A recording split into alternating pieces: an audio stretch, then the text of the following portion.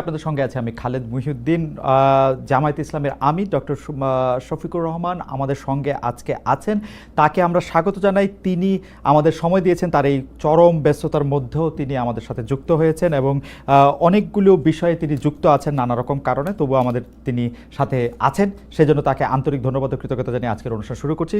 Doctor Shafiqur Rahman, আপনাকে আন্তরিক ধন্যবাদ এবং কৃতজ্ঞতা, আমাদের সাথে আপনি যুক্ত হয়েছেন।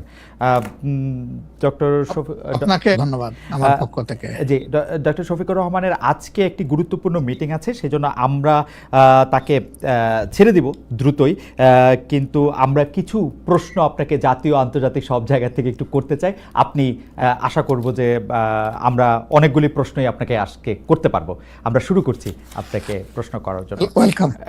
অনেকেই বলে থাকেন যে বাংলাদেশে রাজনীতি করতে হলে ভারতের সাথে একটা বড় সম্পর্ক রেখে রাজনীতি করতে হবে।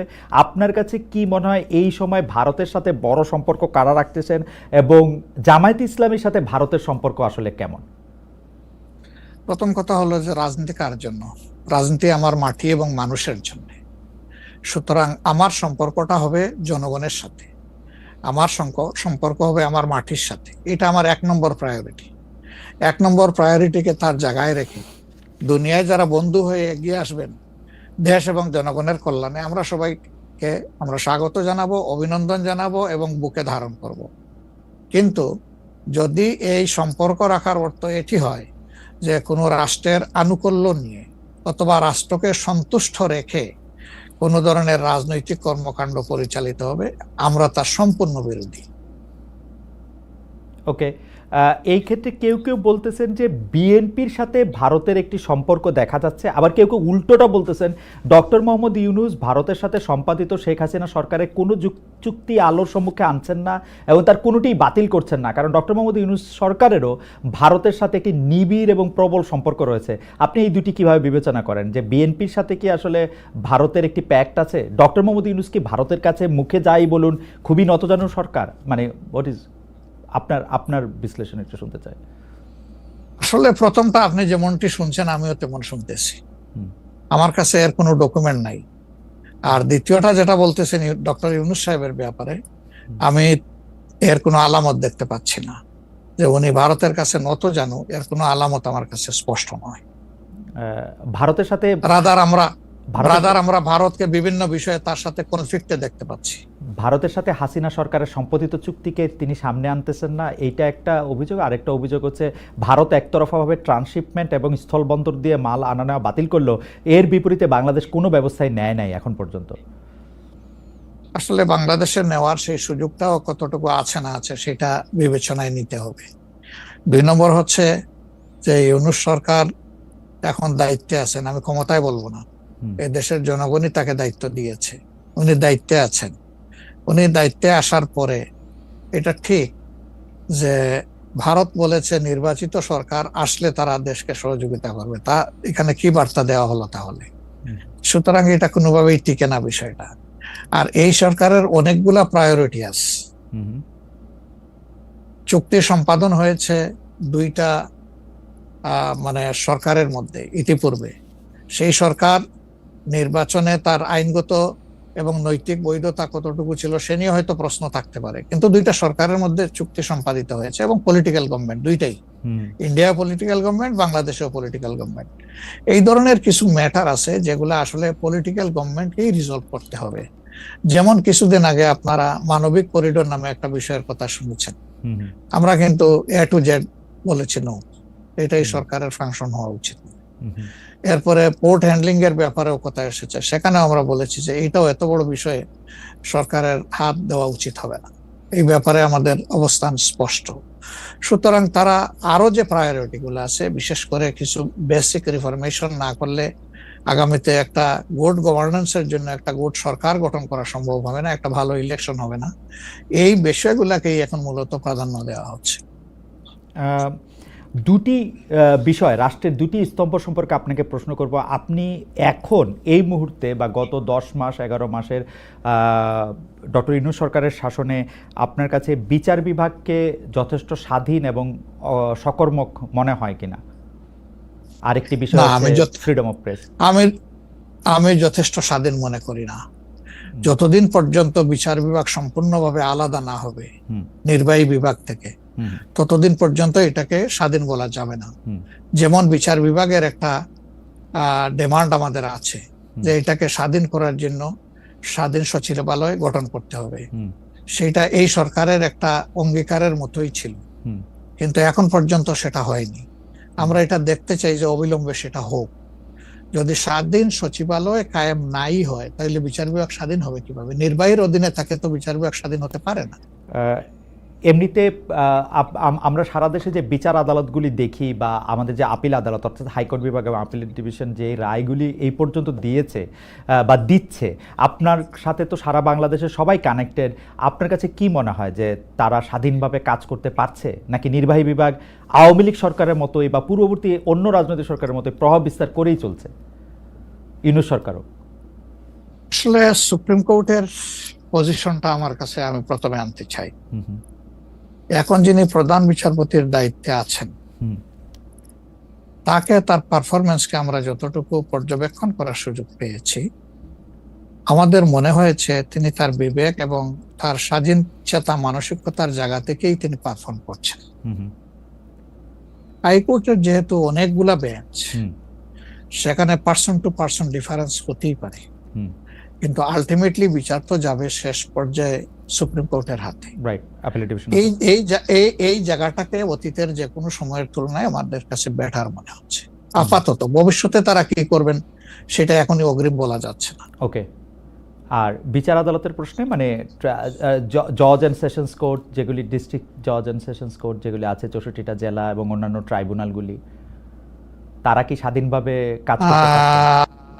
আমাদের কাছে যতটুকু ইনফরমেশন, সব জায়গায় তারা স্বাধীনভাবে কাজ করতে পারছেন না, বিভিন্ন আনডিউ প্রেসার তাদের উপরে আছে।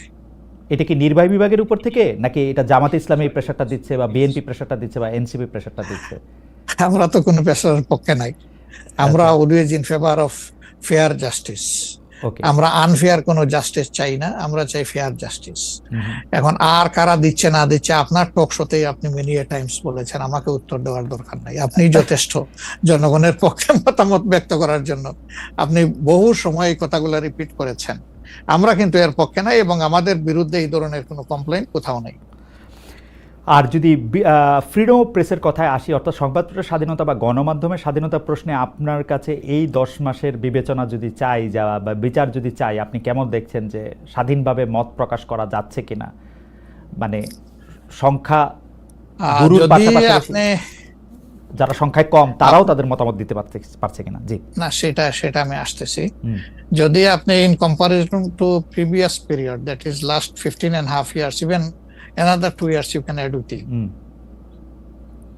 So-called caretaker সরকারের 2 বছর, পরবর্তী 15.5 বছর। অনেক সময় প্রেস আমাদেরকে বলতো, আমরা যখন জিজ্ঞেস করতাম যে এই ধরনের একটা জলজ্জন্ত মিথ্যাচার কেমনে করলেন, ওই যে কিছু করার নাই, স্ক্রিপ্ট লেখা ছিল, আমাদেরকে এটা জাস্ট ব্রডকাস্ট করতে হয়েছে। তো এখন সেই পরিস্থিতি এরকম নাই বলে আমাদের কাছে মনে হয়। তারপরেও আমরা প্রেসের কাছ থেকে বিভিন্ন সময় শুনি তাদের কিছু কনসার্নের জায়গা এখনো বিদ্যমান। কেউ এখনো তাদের উপরে আনডিউ প্রেসার দিয়ে থাকেন, এটা করতে পারবেন, এটা করতে পারবেন না। এটা যদি থাকে, একটা মিনিমাম রেঞ্জেও থাকে, তাহলে তো আমরা কমপ্লিট ফ্রিডম অফ স্পিচ বলতে পারছি না, ফ্রিডম অফ এক্সপ্রেশন আমরা বলতে পারছি না। এটা কিছুটা যে এখনো প্রিভেল করছে, এটা আমরা অনুভব করি। তবে আমরা ফিল করি যে প্রেসকে তাদের মতোই রোল প্লে করতে দেওয়া উচিত। আর প্রেসের কাছেও আমাদের প্রত্যাশা, তারা যেন সাদাকে সাদাই বলেন, সাদাকে অন্তত ধূসর বানাবেন না, এবং কালোকেও তারা মানে সার্ফ এক্সেল দিয়ে সাদা বানাবেন না। 5 আগস্টের পর এই প্রশ্ন অবশ্য অনেকবার আপনার সামনে এসছে। তারপর আমি আপনাকে বলি, যেহেতু আপনার সাথে আমার দেখা হচ্ছে নতুন একটা ঘটনার পরে, এই প্রসঙ্গে নতুন একটা ঘটনার পরে, আপনি কিন্তু যে কোনো জায়গাতে এক ধরনের সমন্বয়ের প্রত্যাশী একজন মানুষ, ক্ষমা করার পক্ষে একজন মানুষ। আপনি সর্বশেষ যে আওয়ামী লীগের রাজনীতি নিষিদ্ধ করা হলো এবং দলকে আসলে তার সকল কার্যক্রম নিষিদ্ধ করা হলো, এইটা নিয়ে আমরা দেখেছি যে আপনার দলকে যারা সমর্থন করেন তারাও সেই নিষিদ্ধের দাবি করেছেন। কিন্তু আমি আপনার পার্সোনাল মতামত জানতে চাই যে আপনি এটা আসলে লাইক করেছেন কিনা, বা আপনি এটা পছন্দ করেছেন কিনা, বা আপনার যদি একক ক্ষমতা নেয়ার মানে সিদ্ধান্ত নেওয়ার আপনি আপনার একক সিদ্ধান্ত প্রয়োগ করতেন, তাহলে আপনি এটা করতেন কিনা? দেখেন, এখানে অনেকগুলা বিষয় আমাকে ইদানিং ফরেন মিশনের যারা বাংলাদেশে আছেন, এনভয় বা আপনার রাষ্ট্রদূত যারা আছেন, তারাও জিজ্ঞেস করেন যে ন্যাশনাল রিকনসিলিয়েশনের একটা জায়গা থাকা উচিত কিনা। আমি বলি অবশ্যই উচিত। তবে বিষয়টা হলো যে আমাদের ওন্ড গুলা একদম তাজা, ট্রমা গুলা এখনো মেন্টাল এবং ফিজিক্যাল ট্রমা এখনো বিদ্যমান। হাসপাতালের বেডে এখনো রয়ে গেছে ইনজিওর্ড পার্সন গুলো। শহীদ পরিবারের অনেকেই তাদের আপনজনের লাশও এখন পায় নাই, লাশের সন্ধান বা কবরের সন্ধানও পায়নি। সো এটা একদম তাজা একটা বিষয়। যেমন আমরা যদি সাউথ আফ্রিকার কথা ধরি, তাহলে ডিকেডস আফটার ডিকেডস এটাকে হিলিং করতে, রিকনসিলিয়েশনে আনতে সময় লেগেছে। অতএব মিনিমাম একটা সময় দিতে হবে। আওয়ামী লীগের ক্ষেত্রে কি হয়েছে, তাদেরকে নিষিদ্ধ করা হয়নি, তাদের কার্যক্রমের উপরে মানে নিষেধ আরোপ করা হয়েছে, তারা ফাংশন গুলা করতে পারবে। 15.5 বছর তো তারা সুযোগ পেয়েছিলেন এই দেশে ফেয়ার ডেমোক্রেসি, তারা চাইলে কিন্তু কালচার করতে পারতেন এবং ইতিহাসে স্মরণীয় হয়ে থাকতে পারতেন। কিন্তু আসলে আপনিও তো তাদের অনেক কর্মকাণ্ডের প্রতিবাদ করেছেন অত্যন্ত জোরালো ভাবে। আগের আপনার ঠিকানা থেকে, বর্তমান ঠিকানা থেকে, সব জায়গা থেকে আপনি যেখানে যখন ছিলেন আপনি করেছেন। কেন করলেন? এই জিনিসগুলো অ্যাকসেপ্টেবল ছিল না, এই জন্যই তো করেছেন। তো তারা তো 15.5 বছর মানুষকে তাদের কোনো ডেমোক্রেটিক এবং পলিটিক্যাল রাইট দেয় নাই। জাস্টিস পাওয়ার রাইটটাও তারা স্ন্যাচ করে নিয়েছিল। এই ধরনের সবগুলা রাইটই তো কার্যত তারা কেড়ে নিয়েছিল। আপনি যদি প্রেসের কথা বলেন, এখন তো অ্যাটলিস্ট যখন তখন যাকে তাকে, প্রধান উপদেষ্টাকে একটা কথা বলেছে ঢুকাই দাও, মামলা একটা দিয়ে তাকে সাথে সাথে ঢুকাই দাও, এই কাজ তো এখন হচ্ছে না। আয়নাগরের ঘটনা তো এখন একটু হইতেছে। মাননীয় আমির, একজন ইউটিউবার আছেন সাব্বির, তাকে জেলে দিয়ে দেওয়া হয়েছে, প্রধান উপদেষ্টাকে কি জানি বলছে। না, আমি বলতেছি সেটা, আমি বলছি যখন তখন হচ্ছে না, গণ হচ্ছে না। 2-1টা কেস হইতেই পারে, এটা এক্সেপশন, কিন্তু আগে তো এটা ছিল প্র্যাকটিস এন্ড র্যান্ডম, এটা কিন্তু এখন হচ্ছে না। তারপরে আপনি দেখেন যে আয়নাগরের যে বিষয়টা, মানুষকে ধরে নিয়ে ঢুকাই দাও, ওয়ার অ্যাবাউট কেউ জানে না, তার ফ্যামিলি জানে না যে মানুষটা বেঁচে আছে নাকি মরেই গেছে। যদি মরে যায় তার কবর কোথায়, আদৌ জীবনে দেখবো কিনা তার কবরটা, সেটাও তো প্রশ্ন। এরকম তো ঘটনা ঘটেছে। এবং যাদেরকে আয়নাগরে নেওয়া হয়েছে তারা কিন্তু সবাই ফিরে আসেননি। তারা অনেকেই এখনো আমরা জানি না তারা কোথায় আছে, আদৌ বেঁচে আছেন কিনা। তো এগুলা তো এখন হচ্ছে না। আর বায়বীয় মামলা যেটা বলা হয় সরকারের পক্ষ থেকে, এখন সরকারের পক্ষ থেকে সেরকম মামলা নেই। এখন মামলা হচ্ছে পলিটিক্যাল যারা বিভিন্ন পার্টিজ আছেন তারা, সেই ক্ষেত্রে এক এক দলের এক একটা দৃষ্টিভঙ্গি। আমাদের দৃষ্টিভঙ্গি হচ্ছে যে ফর ফেয়ার জাস্টিস, কমপ্লেইনটা পুরো অ্যাট্রোসিটি করেছেন যারা এটার পারপিটেটর, তাদেরকে ডিরেক্ট যারা আছেন তাদেরকে বাদ দিয়ে আমরা কোনো মামলায় কাউকে আসামি করিনি। এই জন্য আমাদের মামলায় শত কোনো আসামি নেই। অন্যান্য সংস্থার বা দলের বা অথরিটির থাকতে পারে। তো এই জিনিসগুলোর কিছুটা হলেও ডেভেলপমেন্ট হয়েছে, কিন্তু আরো অনেক হওয়ার প্রয়োজন আছে এবং সুযোগ আছে। এই ক্ষেত্রে আমি শুধু একটা লাইন করে একটু বোঝার জন্য, যে মানে আওয়ামী লীগ নিষিদ্ধ করা হয় নাই, আওয়ামী লীগের কার্যক্রম নিষিদ্ধ করা হয়েছে, দুইটার মধ্যে তফাৎ কি আসলে? মানে তারা মানে কি করতে পারবে আর কি করতে পারবে না, মানে একজন আওয়ামী লীগ কি করতে পারবে এখন? মানে আমার একটা আন্ডারস্ট্যান্ডিং হচ্ছে আওয়ামী লীগ নিষিদ্ধ, তা আপনি বলতেছেন না দুইটার মধ্যে একটু তফাৎ আছে। তফাৎটা কি আসলে?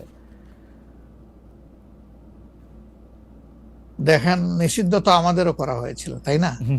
এবং একবার না, আমাদের এই সংগঠনের জন্মের পরে দফায় দফায় আমাদেরকে নিষিদ্ধ করা হয়েছে।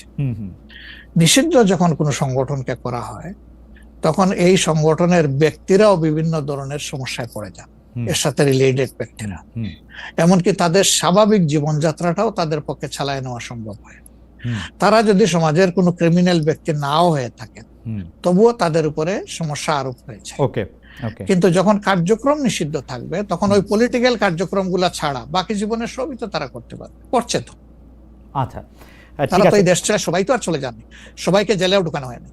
এইটা একটু পরিষ্কার হয়েছে। জনাব যুদ্ধাপরাধের মামলায় জামাত নেতা এটিএম আজহারুল ইসলাম খালাস পাওয়ার পর আপনি একটি সংবাদ সম্মেলনে বলেছেন জামায়াতে ইসলামী বা তার কোনো নেতাকর্মীর মাধ্যমে কেউ ক্ষতিগ্রস্ত হয়ে থাকলে তার কাছে নিঃশর্ত ক্ষমা চাই। এই ক্ষমা প্রার্থনায় কি ৭১ মুক্তিযুদ্ধের সময়টাও আছে কিনা সেটা সেদিন আপনি স্পষ্ট করেননি, আজকে এটা স্পষ্ট করবেন? মানে আপনি, অনেকেই প্রশ্ন করছেন যে জামায়াতের মাননীয় আমির ক্ষমা কিসের জন্য চাইলেন, মানে ৪৭-এর পর থেকে শুরু করে আজকে পর্যন্ত, শুধু ৭১ না, ৪৭-এর পর থেকে শুরু করে আজকে পর্যন্ত আমাদের দ্বারা যত মানুষ যত জায়গায় কষ্ট পেয়েছে, কেউ যদি ক্ষতিগ্রস্ত হয়ে থাকে, সেই মানুষগুলো, তাদের সকলের কাছে আমি বিনা শর্তে ক্ষমা চেয়েছি। কেন ক্ষমা চেয়েছি? আমরা মানুষ, ইন্ডিভিজুয়াল মানুষ যেমন ভুল করতে পারে, মানুষের সমষ্টি একটা দলেরও বিভিন্ন ভুল সিদ্ধান্ত থাকতে পারে। কোনটা ভুল কোনটা সঠিক ইতিহাস এটা নির্ধারণ করবে। আজকে যেটাকে ভুল বলা হচ্ছে, কালকে এটাই হয়তো সবচেয়ে বড় সঠিক হিসাবে প্রমাণিত হবে। আর ইতিহাসের পালাবদলে রাজনীতিতে সবাই জিতে না, কেউ জিতে কেউ হারে। আমরা আদর্শবাদী একটা দল, আমরা বিশ্বাস করি আমরা মানুষ, ভুলের ঊর্ধ্বে নই। আমাদের দ্বারা, আমাদের সহকর্মীদের দ্বারা মানুষ বিভিন্ন ক্ষেত্রে কষ্ট পেতে পারে, ক্ষতিগ্রস্ত হতে পারে। আমি সব কিছুর জন্য কোনো শর্ত আরোপ না করেই মাপ চেয়েছি। ওকে, মানে ৪৭ এবং থেকে মাপ চাওয়ার মধ্যে কোনো পরাজয় নাই, অবশ্যই নাই। ৪৭ থেকে আজ পর্যন্ত যে কোনো কিছুর জন্য মানুষ আপনাদের কাছ থেকে যদি কোনো ধরনের আঘাত পেয়ে থাকে, তার জন্য আপনি দুঃখ প্রকাশ করেছেন বা ক্ষমা চেয়েছেন। এর ভিতরে সব ঢুকে গেছে, কোনো কিছু বাদ নাই। ওকে, এভরিথিং ইনক্লুডেড। আচ্ছা, এবং এটা আনকন্ডিশনাল, মানে অ্যাপোলজি দিয়ে আনকন্ডিশনাল পার্ডন সিক করেছে। এইটা কি ডক্টর শফিকুর রহমান, আমি আসলে যেহেতু আপনার সঙ্গে আমার মানে নানা সময় কথা বলার সৌভাগ্য হয়েছে, মানে পর্দার বাইরে পর্দার ভিতরে, সেটা আমি জানি বলেই আমি আমার প্রশ্নটা করছি যে আপনি যে ৭১টাকে এই ৪৭ থেকে আজ পর্যন্ত একসাথে বললেন, এর কি কোনো বিশেষ কারণ আছে নাকি? মানে না না না না না না, কোনো বিশেষ কারণ নাই। আমার মানবিক মূল্যবোধের জায়গা এবং আমার দায়িত্বের জায়গা থেকে আমি বলেছি, অনুভূতির জায়গা থেকে, দায়িত্ব এবং অনুভূতির জায়গা, বিশেষ কোনো কারণ। আচ্ছা, আমি আবার ২-৩ দিনের ঘটনা একটু আসি। আমরা দুইটা ঘটনা আমরা দেখেছি যে আমাদের অনেককে ব্যথিত করেছে। একটা হচ্ছে লালমনিরহাটে একজন যিনি নরসুন্দর, তিনি এবং তার ছেলেকে খুব আয়োজন করে মারধর করা হচ্ছে এবং তাদেরকে টেনে নিয়ে পুলিশের কাছে নিয়ে যাওয়া হয়েছে। এবং আরেকজন যিনি ২০১৮ সালের ডিসেম্বরের রাতের ভোট বলে খ্যাত নির্বাচনের যে প্রধান নির্বাচন কমিশনার, তাকে আসলে খুবই অপমানজনকভাবে মানে থানায় নিয়ে যাওয়া হয়েছে এবং সেটা আবার ভিডিও করা হয়েছে। মানে আমি সাধারণভাবে যেটা বুঝি, আপনি আমাকে শাস্তি দিতে পারেন, আপনি আমাকে মৃত্যু দিতে পারেন, কিন্তু মানুষ হিসাবে আরেকটা মানুষকে অসম্মান করার অধিকার যে আমাদের নাই, এইটা কি মানে মানে নাকি এইটা আমাদের আছে কারণ তারা একটা খারাপ কাজ করেছিল, এরকম কি? মানে আমি জানি না, মানে অনেকে তার আরেকজন, জি আপনি বলেন, আরেকজন খারাপ কাজ করেছেন বলে আমিও করব, এটা কোনো যুক্তি? আমি আরেকজনের খারাপে কষ্ট পেলাম, ক্ষতিগ্রস্ত হলাম, এখন আমি সেম অথবা ওয়ার্স দেন দিস আরো খারাপ কিছু করলাম তার সাথে, সেটা কি কোনো মানবিক আচরণ বলে গণ্য হবে? নিশ্চয়ই না। তবে দেখেন, আমরা এটাকে কখনো সমর্থন করি না, কিন্তু পরিবেশ, প্রেক্ষাপট, স্থান, কাল, পাত্র, মানুষ কোনো জিনিসকে যখন লাইক করে না, তখন প্রকাশ্যে হয় তার প্রতিবাদ করে, না হয় মনে মনে ঘৃণা করে, অথবা সে শক্তি থাকলে প্রতিরোধ করে। এই তিনটা স্টেজ থাকে, এটা হাদিসের ভাষা অনুযায়ী। তো এই অবস্থায় আমরা হয়তো ভিজিবল সেরকম প্রটেস্ট অনেক ক্ষেত্রেই করতে পারি না, কিন্তু আমরা এগুলাকে মনের দিক থেকে সাপোর্ট তো করি না, আমরা বরঞ্চ মনে করি যে এগুলা আরেকটা অপরাধ। ডেফিনেটলি সিইসি যিনি ছিলেন, তিনি তো একজন মানুষ, তিনি এই রাষ্ট্রের একজন সিভিল সার্ভেন্টও ছিলেন এবং উঁচু পর্যায়ে তিনি দায়িত্ব পালন করে তিনি রিটায়ার করেছেন। তিনি নিশ্চয়ই কাজ ভালো করেন নাই, অনেকগুলা খারাপ কাজ করেছেন। সেই সময়টা জনপ্রত্যাশার এগেইনস্টে গিয়ে করেছেন, সত্য তথ্যের উপর না থেকে অসত্য তথ্য তিনি তার সংস্থা থেকে বলেছেন, সেগুলো সব খারাপ। তো তার জন্য তো আদালত আছে, কিন্তু আদালতে যাবেন, আমি তাদেরকে আদালতে নিয়ে যাই, আইনের আওতায় নিয়ে যাই, কিন্তু আইন আমার হাতে আমি তুলে নেবো কেন? এটা তো কোনো অবস্থায় আমরা সমর্থন করবো না। এই জন্য আপনার স্মরণ থাকার কথা, ৫ তারিখ রাত্রেই আমরা ঘোষণা করেছি যে ব্যক্তিগতভাবে আমরা কারো উপর থেকে কোনো প্রতিশোধ নেব না এবং আমরা নেইনি। আমাদের ২-১টা ব্যতিক্রম ঘটনা ঘটেছে, আমরা তাদেরকে শাস্তি দিয়েছি। আমরা ছাড় দেই নাই কাউ। আমাদের এই ঘটনাগুলো র্যান্ডম না, ব্যাপক না, দুই একটা বিচ্ছিন্ন ঘটনা, আমরা কাউকে ছাড় দেই। আমরা যেহেতু আপনার সময় কম, আমরা দ্রুত একটা বিষয় থেকে আরেকটা বিষয়ে যেতে হচ্ছে। সম্প্রতি আপনি একটি ভাষণে বলেছেন, আমি এখানে ছোট্ট একটু অ্যাড করতে চাই। জি প্লিজ। এই যে মব, যেটাকে এখন মব বলা হচ্ছে, এর চাইতে কিন্তু আরো নিকৃষ্ট মব কিন্তু গত 15.5 বছর মানুষ প্রত্যক্ষ করেছে। ইভেন আপনাদের সাংবাদিকদের সাথে হয়েছে, আরো অনেকের সাথে, পলিটিশিয়ানদের সাথে তো এগুলো কোনো ডাল ভাত, কোনো ব্যাপারই ছিল না। সিভিল সোসাইটির মানুষের সাথে, শিক্ষকদের সাথে। কিন্তু ওইগুলা দিয়ে আমরা এটাকে জাস্টিফাই করতে চাই। হয়েছে বলেই আমরা সবাই মিলেই কিন্তু এগুলি প্রতিরোধ করেছি, প্রতিবাদ করেছি। আসলে যে যার জায়গা থেকে প্রচন্ড ভাবে প্রতিবাদ করেছে। আমার মনে আছে ডয়েচে ভেলেতে থাকতে আমি একবার শেখ হাসিনার নাম করে এতবার বলতেছিলাম যে কেন তিনি এটি করবেন, কেন তার এটি সমালোচনা করা যাবে না, এবং কেন তার এটা, মানে আমার মনে আছে যে মানে আমার সাংবাদিকতায় আমি কোনো সময় অ্যাক্টিভিজম করতে চাই না বা অ্যাক্টিভিজমের জায়গা থেকে, কিন্তু এইগুলির প্রতিবাদ আমরা সবাই মিলেই আসলে করেছিলাম, যে যার অবস্থান থেকে। এখনো আমাদেরকে করতে হবে, কিন্তু এখনো যদি আমরা সেই জায়গার মধ্যেই থাকি এবং কেউ কেউ আমরা এটা বলি যে তারা করেছে সেজন্য এটা ঠিক আছে, সেইটার ব্যাপারে আপনার কাছে বিচার দিতে চাইছি। প্রশ্নই ওঠে না, এটাকে সাপোর্ট করা যাবে না। আরেকজন অন্যায় করেছে তাই আমি আরেকটা অন্যায় করবো, এটা চলবে না। আর তাইলে আমরা ভালোর দিকে আগাবো কিভাবে? অ্যাবসলিউটলি আমরা তো আগাতে পারবো। আপনি সম্প্রতি এক ভাষণে বলেছেন, আরেকটা প্রসঙ্গে যাই, যে সেই গণতন্ত্র হালাল যার মাধ্যমে আল্লাহর বিধান কায়েম করা যাবে, বুলেট নয় ব্যালটের মাধ্যমে যেতে হবে। এটা আপনি বলেছেন হাদিসের রেফারেন্স দিয়ে। আপনার এই বক্তব্যের প্রতিবাদ করেছেন মুফতি ডক্টর সাইয়েদ মোহাম্মদ এনায়েতুল্লাহ আব্বাসী ওয়াসিদ্দিকী। রবিবার ফেসবুক এক পোস্টে দাবি করেছেন যে তিনি হাদিসের সুস্পষ্ট অপব্যাখ্যা করেছেন। আপনি এক লাইনে আবার একটু ব্যাখ্যা দিবেন কিনা? আমি হাদিসের দেই নাই। আমি বলেছি যে ডেমোক্রেটিক যে প্রসেসটা, এটা রাসূল করিম সাল্লাল্লাহু আলাইহি সাল্লামের পরে যারা রাষ্ট্র পরিচালনা করেছেন খোলাফায়ে রাশিদিন, তাদের সময় ছিল, এবং এটা বাস্তবতা আমরা সবাই জানি। হযরতে ওমর খুতবা দিতে দাঁড়াইছেন, সাধারণ মুসল্লি বলছে আমি আপনার খুতবা শুনবো না। কেন শুনবেন না? ওই যে আমরা কুশাগার থেকে কাপড় পাইলাম, আমার কাপড়ে লম্বা জামা হইলো না, আপনারটাই লম্বা জামা হইলো কেমনে? এই তো সেম কাপড় দেখতেছি। তখন তিনি তার ছেলে আব্দুল্লাহ ইবনে উমরকে বলেছিলেন, বাবা তুমি এবার জবাব দাও। তিনি দাঁড়াইয়া বললেন যে দেখেন, বাবা তো রাষ্ট্রের দায়িত্বশীল, তার সাথে বিভিন্ন বিদেশি প্রতিনিধি দল আসে, এই রাষ্ট্রের সম্মানে আমি বাবাকে বলেছিলাম যে বাবা আমাদের পোশাক 2 টুকরা করে কাটার দরকার নাই, আপনি অনুমতি দিলে আমি কুশাগারকে রিকোয়েস্ট করতে চাই যে আমাদের 2 পিস না কেটে দিয়ে দেওয়ার জন্য, সেটা দিয়ে আপনি জামা বানাবেন। তো আমার বাবা এবং আমার 2 পিস মিলে উনার 1 পিস হয়েছে, এবং তাই উনার জামা লম্বা। তো লোকটা বসে আল্লাহ শুকরিয়া আদায় করে বললেন যে খলিফাতুল মুসলিমিন, এবার আপনি আপনার খুতবা দেন, আমি শুনবো, মন ভরে শুনবো। তো এই দেখেন, এটাই তো বিউটি অফ ডেমোক্রেসি। ওই যে আপনি ফ্রিডম অফ এক্সপ্রেশন বললেন, এর চাইতে ভালো ফ্রিডম অফ এক্সপ্রেশন কোথায় পাবেন আপনি? আমি বলেছি যে না, গণতন্ত্র হচ্ছে এটা কোনো ইজম না, এটা আপনি নিজেও জানেন। গণতন্ত্র কোনো মতবাদ না, it's a way to establish your ism. আপনি যেটা চয়েস করেন, এটা ক্যাপিটালিজম হইতে পারে, সোশ্যালিজম হইতে পারে, কমিউনিজম হইতে পারে, এরকম যেটাই হোক সেটা আপনি করবেন। কিন্তু এটা একটা ওয়ে, এই বাহনের উপরে আপনি চড়ে যাবেন। সেটা যদি আল্লাহর দিন কায়েমের উদ্দেশ্যে হয়, তাহলে অবশ্যই এটা মুসলমানদের জন্য হারাম হওয়ার কথা না। এখন আমার কথার সাথে তো ডিফার করতেই পারেন, উনি একজন লার্নেড মানুষ, আমি তাকে রেসপেক্ট করি, এবং কারো ডিফারেন্সটাকেও আমি রেসপেক্ট করি, কারণ এটা না হলে তো আপনার ফ্রিডম অফ এক্সপ্রেশন থাকবে না, এবং মাল্টিকালচারাল সোসাইটিও বিল্ড আপ করা সম্ভব হবে না। আচ্ছা, অ্যাবসলিউটলি ফাইন। আচ্ছা, আপনি শুক্রবার একটা দলীয় কর্মসূচিতে বলছেন যে দিন কায়েমের চেষ্টা বা প্রচেষ্টা ঐচ্ছিক নয়, মুমিনের উপর ফরজ। আরবার আপনাদের দীর্ঘদিনের একটা স্লোগান হচ্ছে এরকম, আল্লাহর আইন চাই। এখন একটি নতুন প্রচারণা, মানে অনেক দলকেই ক্ষমতায় দেখা যায়, মানে জামাত ইসলাম একটা নতুন প্রচারণা এরকম যে অনেক দলকেই ক্ষমতায় দেখা হয়েছে, জামাতকে একটিবার সুযোগ দেওয়া হোক, আপনারা যদি নির্বাচনে জিতে ক্ষমতায় যেতে পারেন তাহলে কি বর্তমান ব্যবস্থা পাল্টে কোরআন সুন্নাহ ভিত্তিক শাসন বা শরিয়া ব্যবস্থা চালু করবেন? আসলে দেখেন, কোরআন সুন্নাহ ভিত্তিক মানে অনুশাসন যেটা, এটার ব্যাপারে সমাজের পারসেপশনের ভিন্নতা আছে।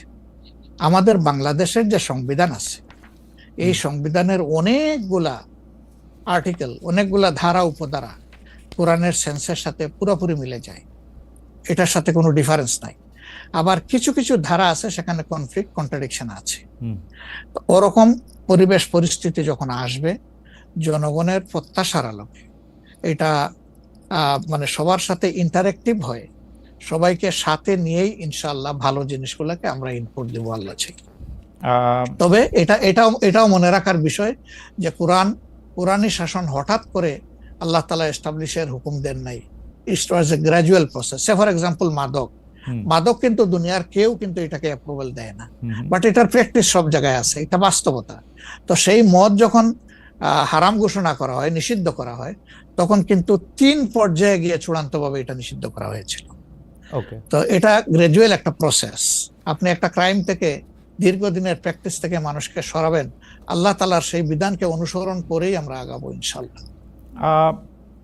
5 আগস্টের পর থেকে বিএনপির পক্ষ থেকে যেহেতু জাতীয় নির্বাচনের দাবি জানানো হয়েছিল, এটা নিয়ে অনেক তাদেরকে রঙ্গব্যঙ্গ করা হয়েছে। জামায়াতে ইসলামী মাঝামাঝি থেকে ফেব্রুয়ারি ইলেকশনের কথাও বলেছে, রোজার পরেও ইলেকশনের কথা বলেছে, রোজার আগেও ইলেকশনের কথা বলেছে, কিন্তু আমরা দেখতে পাচ্ছি জামায়াতে ইসলামী 300 আসনে প্রার্থী ঘোষণা করে ফেলেছে। আপনারা যদি পরে কোনো রাজনৈতিক জোট করেন বা পরে যদি কোনো ধরনের রাজনৈতিক সমঝোতার মাধ্যমে জাতীয় সরকারের একটা আবহ তৈরি হয়, তাহলে কি হবে? আপনারা এখনই জোট ঘোষণা করে ফেলেছেন, সেটা কেমন হলো? আলহামদুলিল্লাহ, এটা আমাদের সাথে যাদের ইন্টারেকশন আছে তারা সবাই জানেন। আমরা বলেছি যে এটা আমাদের অফিসিয়াল ঘোষণা না, এটা হলো প্রাথমিক সিলেকশন, এবং সমস্ত আমাদের নমিনি যারা হবেন তাদেরকে সেম মেসেজ দেওয়া হয়েছে যে জাতীয় বৃহত্তর স্বার্থে যে কোনো সময় যে কোনো পরিবর্তন যে কোনো আসনে আসতে পারে। আমাদের সংগঠন এটার জন্য পূর্ণ প্রস্তুত। প্রয়োজনে আমার থেকেই পরীক্ষা শুরু হবে, কোনো অসুবিধা নেই। আপনার কাছে ছোট একটি পরীক্ষা, সেটি আপনার পরীক্ষা না, আপনার কাছে একটি ছোট পরীক্ষা। আপনি কুষ্টিয়া 3 সদর আসনে জামাত ইসলামের এমপি প্রার্থী হিসেবে ঘোষণা করা হয়েছে জনপ্রিয় ইসলামী বক্তা জনাব আমির হামজাকে, কিন্তু এদিকে আবার জামাতি ইসলামীর শুরা সদস্য জনাব ফরাজ হোসেন রয়েছেন, তার নামও জোরে সোরে শোনা যাচ্ছে। অনেকে বলছেন যে তৃণমূল জামায়াত আসলে পছন্দ করে নাই হঠাৎ করে এরকম একজনকে মনোনয়ন দেওয়া। এই বিষয়টাকে আসলে আপনি কিভাবে দেখেন? শুধু জনপ্রিয়তার জন্য না, নট দ্যাট। আমরা যখন কোনো জায়গায় নমিনি সিলেকশন করি তখন 2টা জিনিস আমরা বিবেচনায় নেই। একটা হলো যে এই নমিনির ব্যাপারে স্থানীয় সংগঠনের যারা নেতাকর্মী আছেন তাদের দৃষ্টিভঙ্গি কি, 2 নম্বর হচ্ছে জনগণের দৃষ্টিভঙ্গি কি। এই 2টা বিষয়কে আমরা বিবেচনায় নিয়েই প্রার্থী সিলেকশন করি। এবং এটা যেগুলা শুনতেছেন, অনেক সময় আমাদেরকে অতি ভালোবাসেন যারা, ওই যে আপনি একবার আমাকে জিজ্ঞেস করলেন যে আপনাদের ব্যাপারে এত বিরোধিতা করে কেন, আমি বলছিলাম যে তারা অত ভালোবাসে তো অনেক বেশি, এই জন্য আমাদেরকে নিয়ে কসলাইতেও। জনাব আমির হামজার বিরুদ্ধে যে দুটি বক্তব্য বেশি সামনে আসছে, তিনি একবার বলেছিলেন যে তার 14 গোষ্ঠী সবাই আওয়ামী লীগ করেন। 2 নাম্বার হচ্ছে যে এই জুন মাসেও জনাব আমির হামজা নিজ এলাকায় মোটরসাইকেল শোডাউন করেছেন, যেই শোডাউনের রাজনীতি অ্যাপারেন্টলি আপনারা উৎসাহ দেন না, কিন্তু তাকে এটি করতে দেখা যাচ্ছে। হ্যাঁ, আমরা তার দৃষ্টি আকর্ষণ করেছি। ওকে, আমরা এই ব্যাপারে দৃষ্টি আকর্ষণ করেছি যে পাবলিক ইনকনভিনিয়েন্স হয় এমন কোনো কাজ আমরা করব না, যত দূর সম্ভব এটা আমরা অ্যাভয়েড করে চলবো। এটা আচ্ছা, আমরা আরেকটা প্রসঙ্গে আসি যে লন্ডনে ডক্টর মোহাম্মদ ইউনূস এবং জনাব তারেক রহমানের বৈঠকের পর যৌথ বিবৃতির প্রসঙ্গে জামায়াতে ইসলামী একটা শক্ত অবস্থান নিয়েছে। তারা বলেছে যে বৈঠককে তারা স্বাগত জানিয়েছেন, কিন্তু যৌথ বিবৃতিটা তারা পছন্দ করেন নাই। এই কারণে জাতীয় ঐক্যমত্য কমিশনে তাদের অংশগ্রহণও তারা একদিনের জন্য বয়কট করেছেন, মানে আপনারা বয়কট করেছেন। পরে আবার ডক্টর মোহাম্মদ ইউনূস আপনাকে ফোন করেন এবং সেই টেলিফোনের পরে আপনি ডক্টর মোহাম্মদ ইউনূস টেলিফোনে কি বলেছিলেন আপনাকে, সেটাকে আমাদের একটু বলা যাবে? না, উনি আসলে সেখানকার পরিবেশটাই তুলে ধরেছেন সামগ্রিকভাবে যে কেন উনি এটা করতে গেলেন। আমাদের কনসার্নের জায়গা ছিল যে তিনি নির্বাচনের একটা টাইম লাইন, ডেট না, একটা টাইম লাইন ঘোষণা করেছিলেন যে এইটা ফার্স্ট হাফ অফ এপ্রিল কোনো একটা সময়ে নির্বাচন অনুষ্ঠিত হবে এবং নির্বাচন কমিশন সেই ব্যাপারে তারিখ নির্ধারণ করে তারা শিডিউল দেবে। এটা কিন্তু সবগুলা দলের সাথে সিরিজ অফ টকের পরে, উনি সরাসরি আলোচনার পরে এটা করেছিলেন। এরপরে তিনি লন্ডনে গিয়েছেন। তারেক রহমান সাহেব যেহেতু দেশে নেই এবং তিনি কার্যত বিএনপির এখন হইলেন নির্বাহী প্রধান, ভারপ্রাপ্ত চেয়ারম্যান, তার সাথে একটা বৈঠক হওয়াই উচিত, হইতেই পারে, এটা তো ভালো, এটা খারাপ কি? রাজনীতিতে ডায়ালগই তো উত্তম সমাধান। এবং বিএনপির কিছু কনসার্ন ছিল, তার সাথে আলোচনার মাধ্যমে সেটা যদি দূর হয় এটা তো ভালো, জাতীয় জীবনের জন্য ভালো, জাতীয় রাজনীতির জন্য ভালো।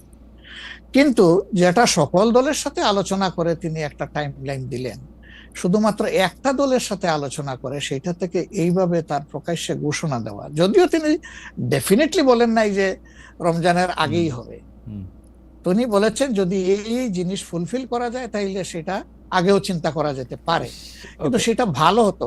আমাদের বক্তব্য হচ্ছে ভালো হতো দেশে এসে তিনিও তাকে বলতেন যে আমি সম্মানের সাথে আপনার কথা শুনলাম, আমি মনে করি আপনার কথাগুলো লজিক্যাল, আমি দেশে ওকে। গিয়ে আবার দলগুলোর সাথে একটু আলাপ করবো, করে এটাকে কিভাবে শেপ দেওয়া যায় আমি চিন্তা করবো, আপনি আমার উপর আস্থা রাখতে পারেন। That was good. কিন্তু এটা না করে সেখানে এটা ঘোষণা দেওয়াটাকে আমরা সঠিক মনে করি নাই। আমরা মনে করি যে ক্ষমতার ভারসাম্য একদিকে হেলে গিয়েছে এবং জাতি একটা রং মেসেজ পেয়েছে। ডক্টর এই শফিকুর জন্য আমরা আমাদের ডক্টর কনসার্ন শফিকুর রহমান, ব্যক্ত এই করেছি। পর্যায়ে এটা আমার একটা প্রশ্ন, আপনার কাছে কি মনে হয় পরবর্তী জাতীয় সংসদ নির্বাচন আসলে কোন দিন কোন মাসে হবে? আমি ঠিক এটা জানি না, তবে আমি মনে করি যে এটা এপ্রিল পাড়ি দেবে না কোনো অবস্থায়। আর আচ্ছা। ফেব্রুয়ারিতে হলে আমিই বলেছি সবার আগে, আমি সবার আগে আপনি বলেছেন, জি। যে হ্যাঁ, যে ফেব্রুয়ারিতে হলে এটা বেস্ট, কারণ এই সিজনটা আমাদের জন্য কমফোর্টেবল সিজন ইলেকশনের জন্য। আপনার কাছে কি আর মনে এরপরে তো হয়, রোজা আপনার শুরু। কাছে কি মনে হয়, আপনার মনে কি এরকম একটা সম্ভাবনা আপনি দেখতে পান যে এটা রমজানের পরেও আসলে যেতে পারে? সেই ক্ষেত্রে রমজানের সময় আপনাদের ক্যাম্পেইন করতে হবে। বেশিরভাগ সময় আমরা দেখি যে রমজানের সময় ধর্মপ্রাণ মুসলমানদের অনেকেই আসলে দুনিয়াবি কোনো জিনিসের মধ্যে থাকতে চান না, সেই ক্ষেত্রে ভোটের মানে এখনো কি? আমার মনে হয় যে রমজানে তো আমরা সব ধরনের সব কাজই তো করি, কাজ তো আমরা বাদ দিই না কোনো। রাইট। অফিস আদালত ব্যবসা বাণিজ্য সবই তো করি, ক্ষেত খামার যার যেটা আছে। রমজান আমাদের জন্য কোনো সমস্যা না, রমজান কারোর জন্যই সমস্যা হওয়া উচিত না। ওকে। কোন কোন দল বলেছেন যে রমজানে ক্যাম্পেইন করতে গেলে অনেক ইফতার মাহফিল হবে, সেখানে প্রচুর টাকা খরচ করতে হবে। আপনি করবেন না, আপনি ইফতার মাহফিলে মেহমান হিসাবে গিয়ে খেয়ে আসবেন, দোয়া করে দিয়ে আসবেন, অসুবিধা কি? আপনাকে টাকা খরচ করতে হবে কেন? ওই সময় তো এমনিও টাকা খরচ করা ঠিক না, শিডিউল ডিক্লারেশন হয়ে যাওয়ার পরে মানুষকে খাওয়ানো ঠিক না। আপনি খাবেন, অসুবিধা কি? দাওয়াত দিলে যাবেন, খাবেন, কথা বলবেন, মিশবেন, হাত মিলাবেন, এটাও আপনার নির্বাচনী কাজকে আগাবে, কোনো সমস্যা তো নাই।